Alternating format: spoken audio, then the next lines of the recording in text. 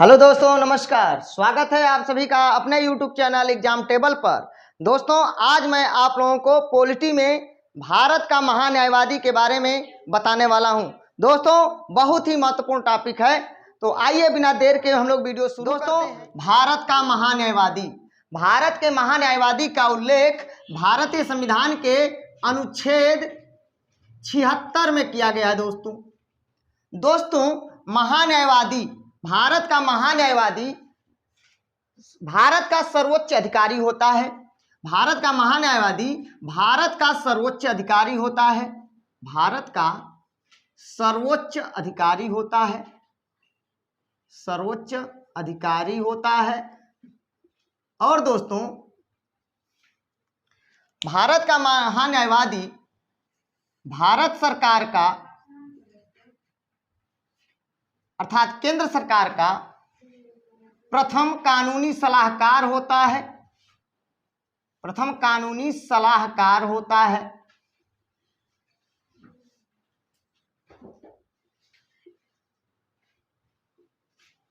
दोस्तों, भारत के महान्यायवादी की नियुक्ति भारत के राष्ट्रपति के द्वारा किया जाता है।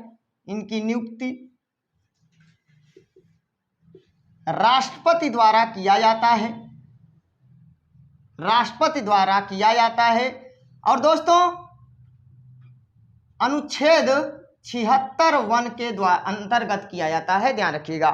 दूसरी चीज दोस्तों, महान्यायवादी के लिए योग्यता क्या होनी चाहिए? तो दोस्तों, सर्वोच्च न्यायालय, सर्वोच्च न्यायालय या उच्चतम न्यायालय,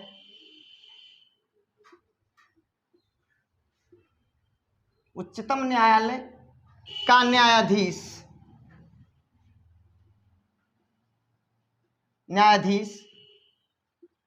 बनने की योग्यता हो।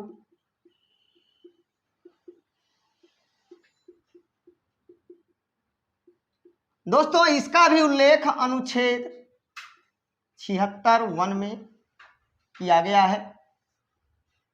इसका भी उल्लेख अनुच्छेद 76(1) में किया गया है। तो दोस्तों, याद रखिएगा, भारत का महान्यायवादी का उल्लेख भारत के संविधान के अनुच्छेद 76 में दिया गया है। और दोस्तों, भारत का महान्यायवादी भारत सरकार का अर्थात दोस्तों केंद्र सरकार का प्रथम कानूनी सलाहकार होता है, प्रथम विधिक सलाहकार होता है और भारत का सर्वोच्च अधिकारी होता है।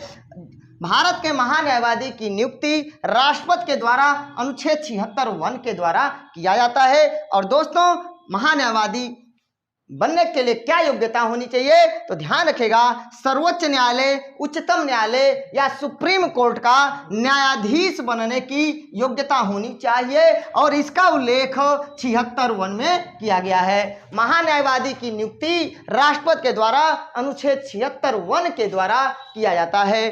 दोस्तों, महान्यायवादी का सामान्य कार्यकाल, सामान्य कार्यकाल दोस्तों 6 वर्ष या 65 वर्ष की आयु तक होता है। 65 वर्ष की आयु तक होता है। लेकिन दोस्तों, यह महान्यायवादी जो है राष्ट्रपति के प्रसाद पर्यंत पद धारण करते हैं। राष्ट्रपति के प्रसाद पर्यंत पद धारण करते हैं। प्रसाद पर्यंत पद धारण करते हैं। दोस्तों, प्रसाद पर्यंत का मतलब राष्ट्रपति की इच्छा तक के पद पर बने रहते हैं। जब तक राष्ट्रपति महोदय चाहेंगे, जब तक केंद्र सरकार चाहेगा कि महान्यायवादी ये व्यक्ति रहेंगे, तो तब तक वो महान्यायवादी पद पर रह सकते हैं। वैसे सामान्य कार्यकाल महान्यायवादी का दोस्तों 6 वर्ष या 65 वर्ष की आयु तक होता है। राष्ट्रपति के प्रसाद पर्यंत पद धारण करते हैं। दोस्तों, इसका उल्लेख भारत के संविधान के अनुच्छेद 76(4) में किया गया है। दोस्तों, तो दोस्तों, राष्ट्रपति के द्वारा अनुच्छेद 76(1) के द्वारा महान्यायवादी की नियुक्ति की जाती है। 76(1) में उनके योग्यता के बारे में कहा गया है कि सुप्रीम कोर्ट का न्यायाधीश बनने की योग्यता होनी चाहिए। और 76(4) में कहा गया है कि महान्यायवादी राष्ट्रपति के प्रसाद पर्यंत पद धारण करते हैं। दोस्तों, याद रखिएगा इनका कर्तव्य क्या है दोस्तों, महान्यायवादी का कर्तव्य क्या है और इनका उल्लेख किसमें है। तो दोस्तों याद रखिएगा अनुच्छेद 76(2) में महान्यायवादी का कर्तव्य है। कर्तव्य क्या है कि भारत सरकार को सलाह दे, भारत सरकार को सलाह देना, भारत सरकार को सलाह देना महान्यायवादी का कर्तव्य है और इसका उल्लेख अनुच्छेद 76(2) में किया गया है। और दोस्तों याद रखिएगा राष्ट्रपति महोदय समय समय पर जो निर्देश देते हैं वो भी जो है महान्यायवादी के द्वारा भारत सरकार को सलाह दिया जाता है, कहा जाता है और बताया जाता है। और दोस्तों याद रखिएगा महान्यायवादी का एक और कर्तव्य है, महान्यायवादी को एक और अधिकार दिया गया है अनुच्छेद 76(3) में महान्यायवादी दोस्तों, महान्यायवादी भारत के किसी भी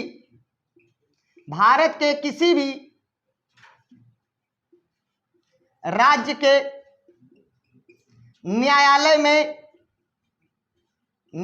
में उपस्थित हो सकता है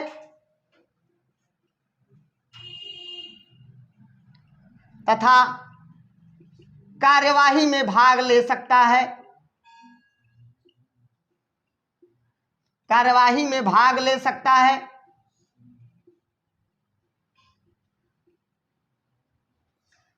तो दोस्तों अनुच्छेद 76 में कहा गया है कि भारत के महान्यायवादी भारत के किसी भी राज्य में किसी भी न्यायालय में उपस्थित होकर के उसकी कार्यवाही में भाग ले सकते हैं और सरकार का पक्ष रख सकते हैं। तो ध्यान रखिएगा इसका उल्लेख 76(3) में किया गया है।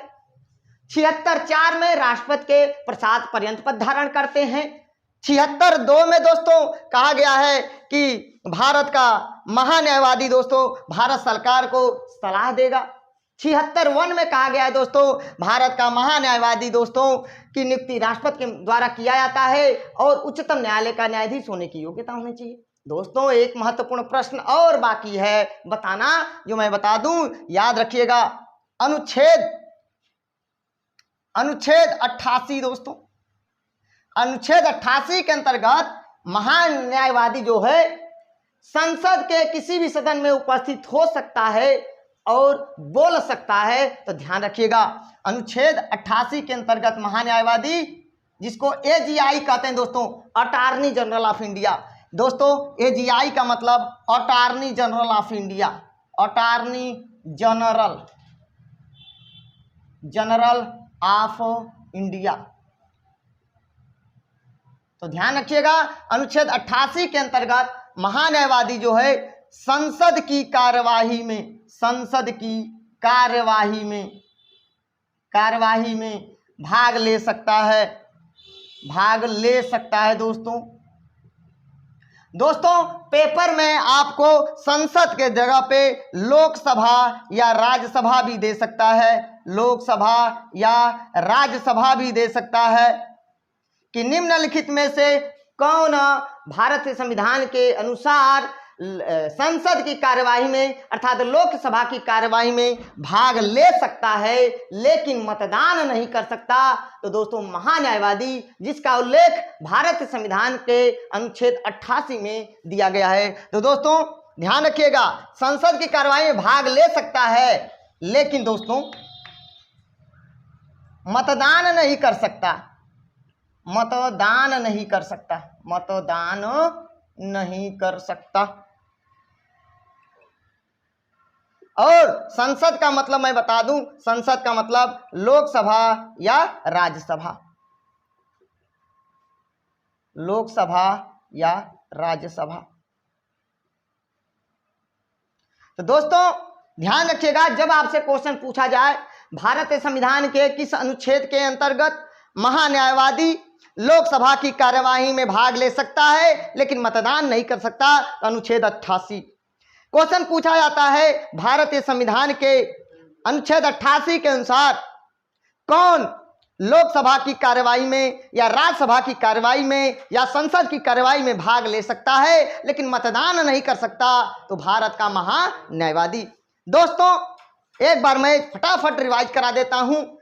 महान्यायवादी जिसको कहते हैं attorney general of India, Bharat सरकार का प्रथम कानूनी अधिकारी होता है, प्रथम विधि अधिकारी होता है, प्रथम कानूनी सलाहकार होता है। और दोस्तों याद रखिएगा, भारत के महान्यायवादी का उल्लेख अनुच्छेद 76(1) में किया गया है।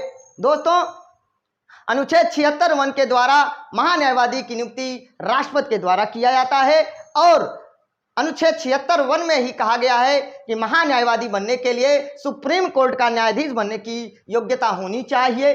दोस्तों 76(4) में कहा गया है कि राष्ट्रपति के प्रसाद पर्यंत धारण करते हैं महान्यायवादी। वैसे सामान्य तौर पर महान्यायवादी का कार्यकाल 6 वर्ष या 65 वर्ष की आयु जो पहले हो अपने पद पर बने रहते हैं। दोस्तों अनुच्छेद 76(1) में कहा गया है कि महान्यायवादी भारत के किसी भी राज्य में किसी भी न्यायालय में उपस्थित हो सकते हैं और उसकी कार्यवाही में भाग ले सकते हैं। और दोस्तों 76(2) में कहा गया है कि भारत का महान्यायवादी भारत सरकार को सलाह देंगे, जैसा उचित समझेंगे, और समय समय पर राष्ट्रपति महोदय जो निर्देश देंगे उसके निर्देशों का पालन करते हुए सरकार को सलाह देते रहेंगे। दोस्तों याद रखिएगा, मैंने अभी बता दिया कि भारत सरकार का प्रथम कानूनी सलाहकार महान्यायवादी होता है। अगर आपसे क्वेश्चन पूछ दिया जाए कि भारत सरकार का दूसरा कानूनी अधिकारी कौन होता है, तो वो दोस्तों याद रखिएगा solicitor general. Solicitor general Bharat सरकार का, दोस्तों भारत सरकार का दूसरा कानूनी सलाहकार सॉलिसिटर जनरल होता है। दोस्तों सॉलिसिटर जनरल, और इस सॉलिसिटर जनरल को भारत का महाधिवक्ता कहा जाता है। दोस्तों भारत का महाधिवक्ता,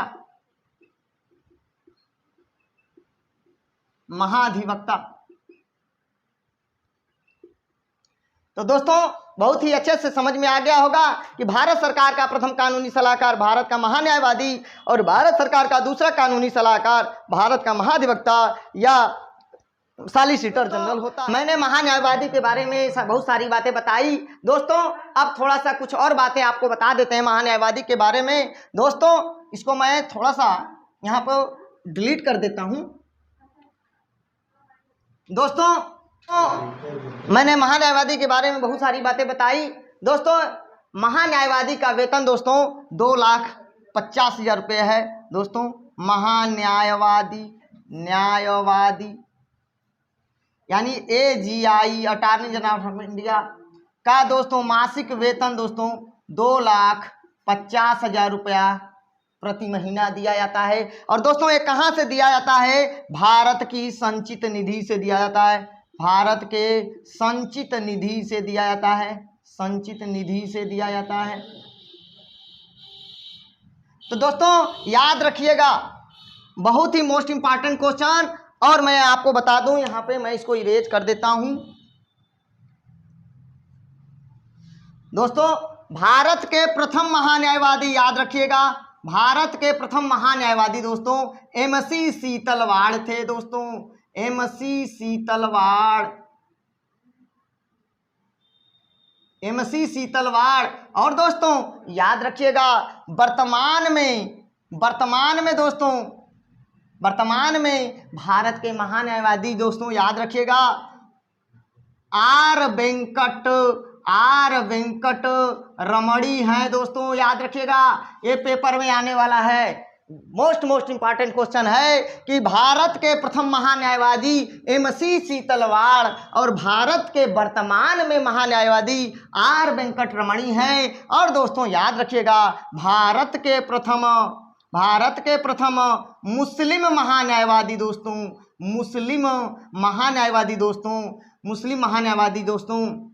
G वाहनवती जी वाहनवती, याद रखिएगा। दोस्तों एक प्रश्न और याद रख लीजिएगा, आर वेंकटरमणी किसका स्थान लिए हैं? तो के वेणुगोपाल का स्थान लिए हैं। के वेणुगोपाल की बढ़ती उम्र को देखते हुए के वेणुगोपाल ने अगर अपना पद का विस्तार करने से मना कर दिया, तो दोस्तों इसलिए के वेणुगोपाल के जगह पर फिर से आर वेंकटरमणी को महान्यायवादी राष्ट्रपति द्रौपदी मुर्मू ने नियुक्त किया है।